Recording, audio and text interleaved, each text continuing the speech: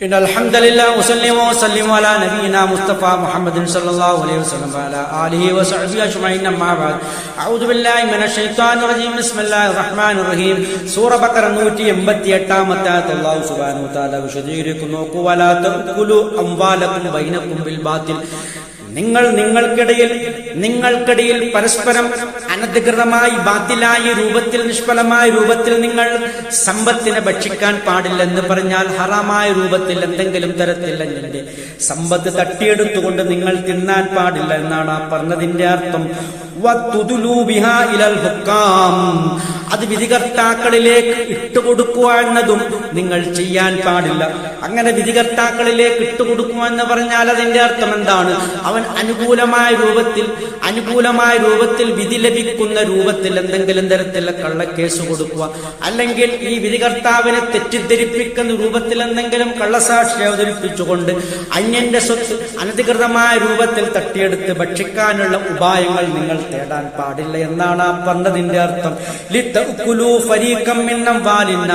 ജനങ്ങളുടെ സമ്പത്തിൽ നിന്നും ഒരു ഭാഗം നിങ്ങൾ ഭക്ഷിക്കുന്നതിന് വേണ്ടി അങ്ങനെയുള്ള പ്രവർത്തനങ്ങൾ നിങ്ങൾ ഏർപ്പെടാൻ പാടില്ല.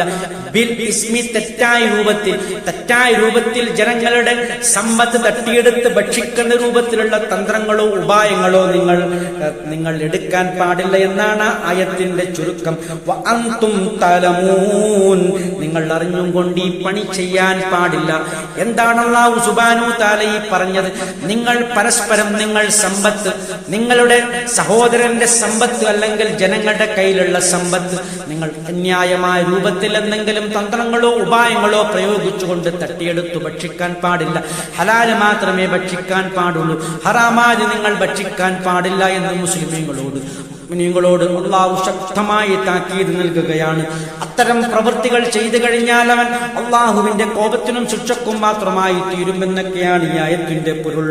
അള്ളാഹു സുബ്ഹാനഹു തആല ഇത് ശക്തമായി ജനങ്ങൾക്ക് താക്കീത് നൽകിക്കൊണ്ട് പറയുകയാണ്, അൻതും തഅലമൂൻ, നിങ്ങൾ അറിഞ്ഞും കൊണ്ട് ഇങ്ങനെയുള്ള കള്ളക്കളികളിൽ ഏർപ്പെടാൻ പാടില്ല.